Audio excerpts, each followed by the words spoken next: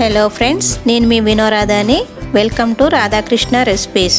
Friends, మీరు వెరైటీగా బజ్జీ వేసుకోవాలంటే ఈ రెసిపీని తప్పకుండా ట్రై చేయండి. ఇది ఎంతో క్రిస్పీగా ఉంటుంది కాబట్టి పిల్లల నుంచి పెద్దల వరకు అందరూ ఇష్టంగా తింటారు. ఇంట్లో దొరికే ఐటమ్స్తోనే మనం ఈజీగా ఈ రెసిపీని తయారు చేసుకోవచ్చు. ఇది ఎలా చేయాలో చూద్దాము. ముందుగా దీనికోసం 1 కప్పు శనగపిండిని తీసుకుంటున్నాను. రుచికి సరిపడా ఉప్పుని వేసుకోవాలి. 1 టీ స్పూను వామును వేస్తున్నాను. 1/2 టీ స్పూను కారం వేస్తున్నాను. అన్నింటినీ ఒకసారి మిక్స్ చేసుకొని కొంచెం కొంచెంగా వాటర్ పోసుకుంటూ బజ్జీలకి ఎలా మనం పిండి కలుపుకుంటామో అలా బజ్జీ పిండిలా కలుపుకోవాలి.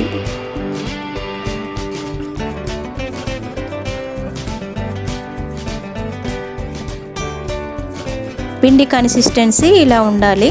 ఇప్పుడు ఈ పిండిని పక్కన పెట్టేసుకుందాము. నేను 2 బంగాళదుంపలను తీసుకొని ఇలా పొట్టు తీసివేసి ఇలా స్లైసెస్గా కట్ చేసుకుంటున్నాను.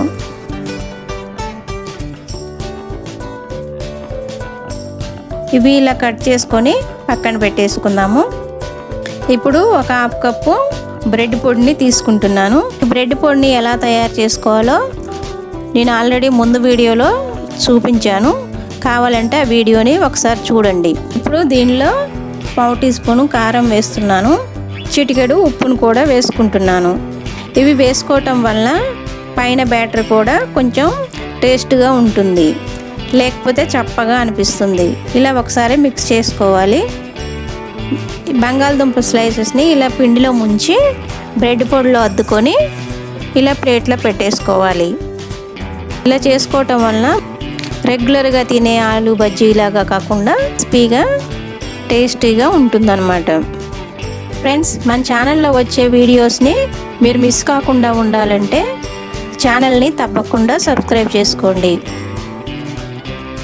ఇలా అన్నీ చేసుకొని ముందుగా మనం ప్లేట్లో పెట్టేసుకుందాము.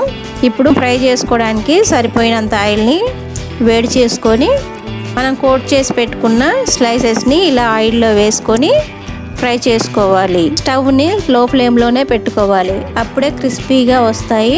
లోపల బంగాళదుంప కూడా ఉడుకుతుంది. హై ఫ్లేమ్లో పెట్టుకుంటే బ్రెడ్ పొడి కాబట్టి తొందరగా కలర్ చేంజ్ అవుతుంది.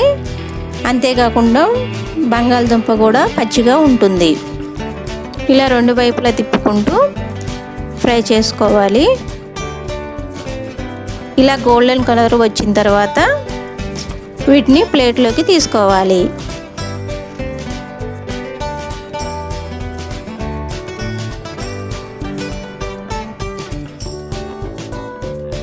అంతే, ఎంతో క్రిస్పీగా టేస్టీగా ఉండే పొటాటో బజ్జీ రెడీ.